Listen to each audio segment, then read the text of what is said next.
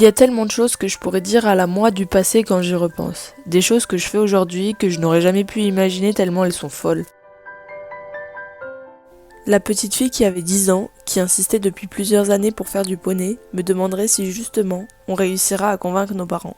Et je lui répondrais que oui, on a commencé le poney à 12 ans. La préadolescente qui avait 12 ans arrêtait la danse et admirait les grands. Elle me demanderait si, malgré notre fracture, on a repris le cheval. Et je lui répondrais que oui, et même qu'on a repris la danse. L'adolescente qui avait 13 ans évoluait perpétuellement et allait en compétition, me demanderait ce qu'on fait avec Kelly et si on est allé à la mode. Je lui répondrais qu'on a accompli plein de rêves, mais que celui-ci est encore caché quelque part au coin de notre tête. La cavalière de 14 ans que j'étais me demanderait si, avec notre chute, on arriverait à galoper à nouveau un jour sans avoir peur. Je lui répondrais qu'on est même ressorti en concours, et même en cross. La cavalière de 15 ans ne me demanderait pas grand-chose, seulement si on a continué à s'amuser. Et je lui répondrais que même si ça n'a pas toujours été facile, on a continué quoi qu'il arrive. La cavalière de 16 ans me demanderait en larmes si on est toujours aussi nul que ça. Et maintenant je lui répondrais qu'on n'a jamais vraiment été, on a juste eu des coups bas et qu'on en est ressorti plus fort que jamais. La cavalière de 17 ans, il y a même pas un an, me demanderait si, malgré les études, on a trouvé du temps et comment va Kelly. Moi je lui dirais tellement de choses parce qu'elle n'est pas du tout prête à ça. Je dirais à mes moi du passé qu'on s'est blessé et qu'on a guéri.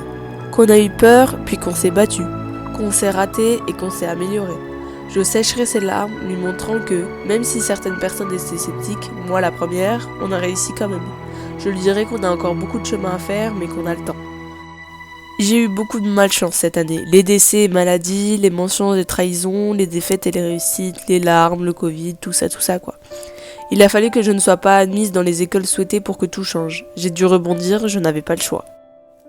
On va dire que j'ai pris cette décision rapidement, presque sur un coup de tête, j'ai tout plaqué et j'ai décidé de travailler dans ma passion.